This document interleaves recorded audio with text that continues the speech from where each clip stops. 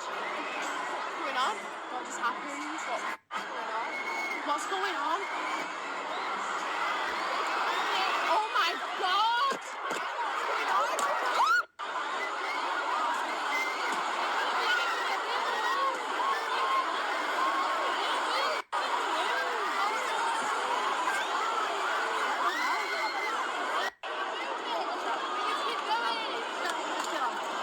There's no problems here. Just take your time and keep exiting the building. There's no need to bunch up and run. Take your time. There's no problems here. Thank you.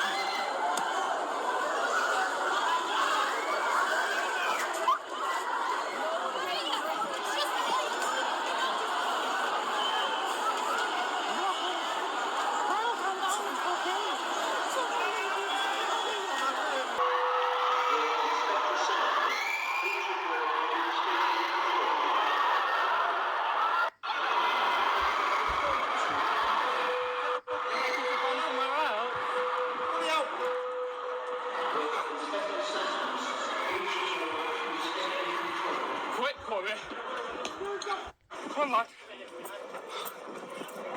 Yo, this is crazy. Like, people got tampons on and everything. Like.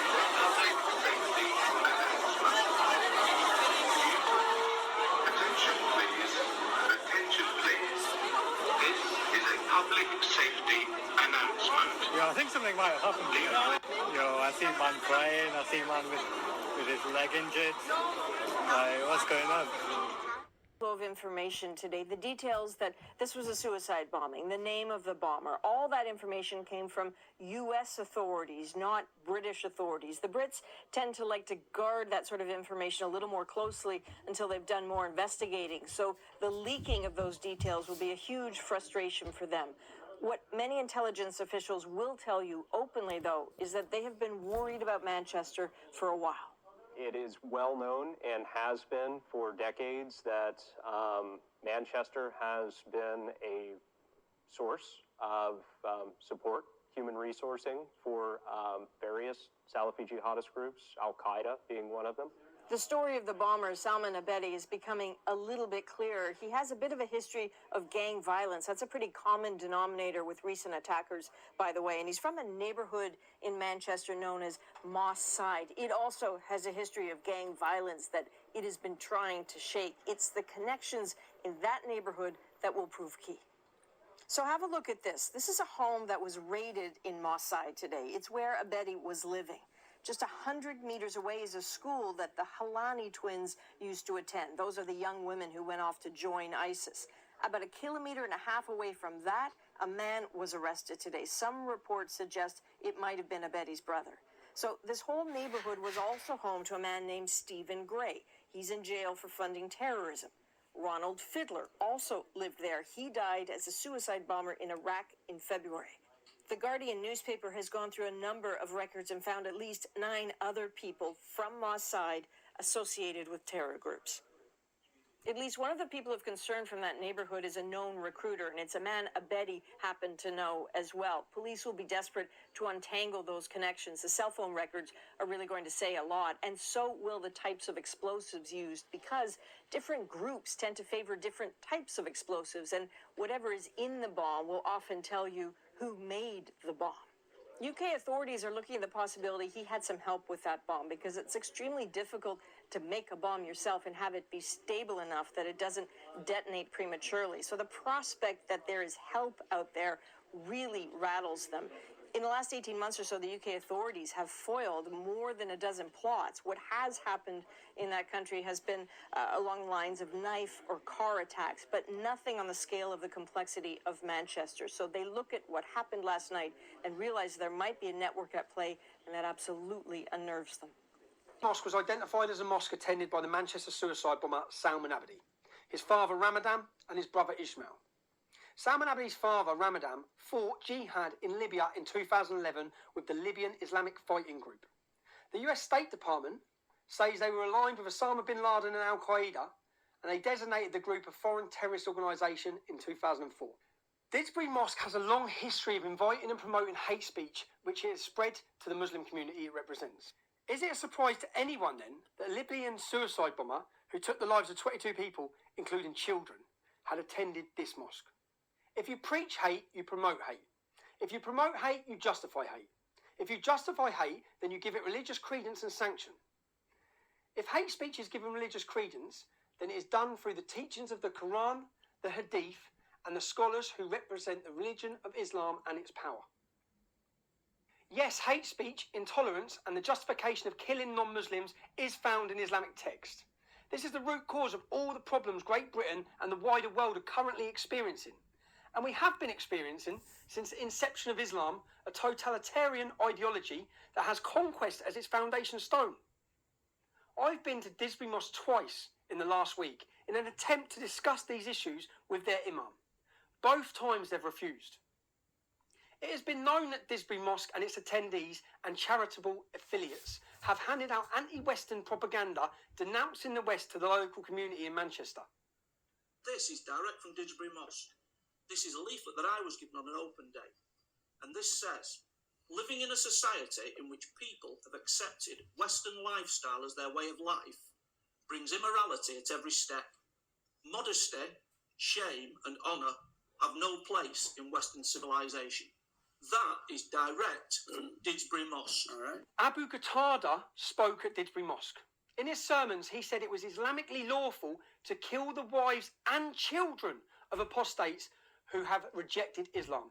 People who have expressed freedom of religion. He wants to kill their kids. Abu Qatada also issued rulings justifying suicide attacks. Bin Laden, in the image I have of him, that is the image of a Muslim man who defends the causes of his nation against its enemies. Should be supported by every Muslim. Do you believe it is permissible for somebody to die in the cause of jihad or a war, even to kill themselves for this?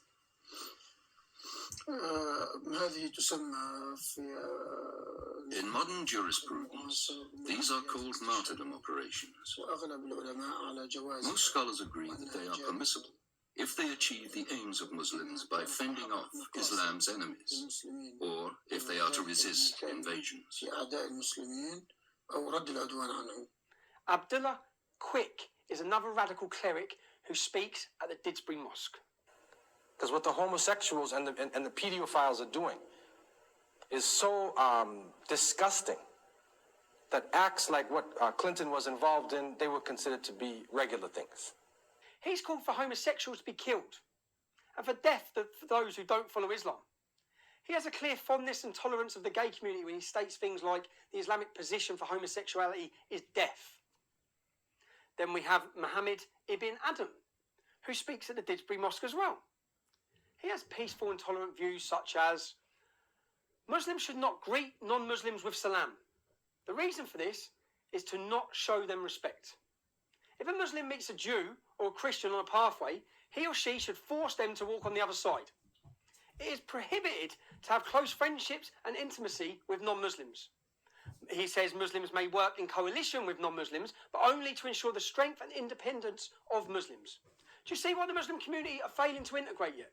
This has been propagated in all their mosques. The punishment, he also says, the punishment for extramarital sex is stoning to death. But he is quite considerate. He says a pregnant woman, she can be stoned to death straight after having the baby.